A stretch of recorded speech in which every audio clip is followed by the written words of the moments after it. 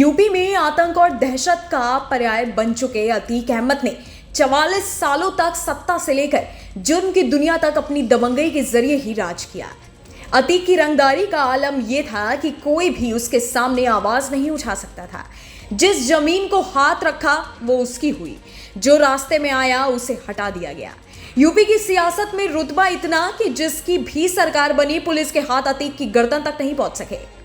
अतीक ने प्रयागराज के चकिया इलाके से जुर्म की दुनिया का कखरा सीखा।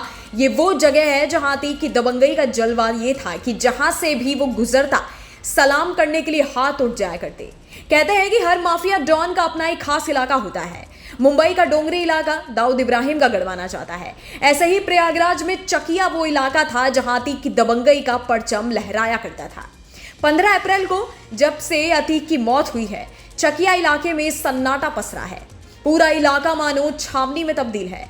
चप्पे चप्पे पर पुलिस मौजूद है। अतीक और उसके भाई का कफन दफन भी पुलिस की सुरक्षा में ही हुआ। आपको दिखाते हैं अतीक के चकिया मोहल्ले की तस्वीरें। आपको बताते हैं कि कहां है चकिया और कैसा है ये इलाका जहां अतीक अहमद का सिक्का चलता था। मुस्लिम बाहुल्य इस इलाके में एक समय लोग जाने से डरते थे। आप इसे सकरी गलियों से घिरा मोहल्ला समझ सकते हैं।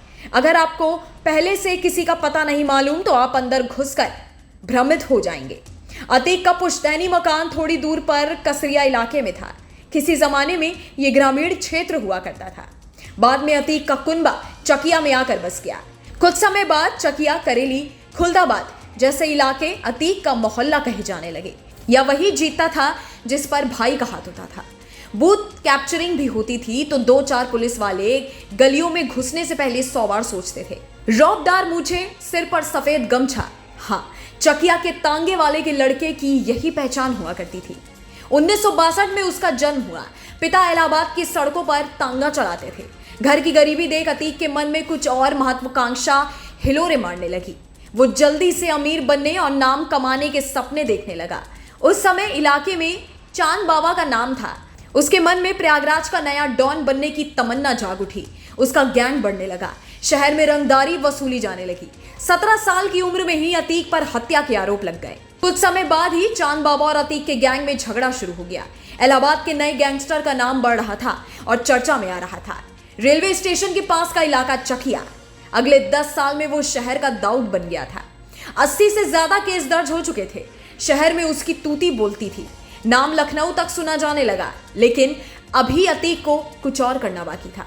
अतीक को चकिया से निकलकर सत्ता का स्वाद चखना था। वो समझ रहा था कि पैसे के साथ पावर सियासत से ही मिल सकती है।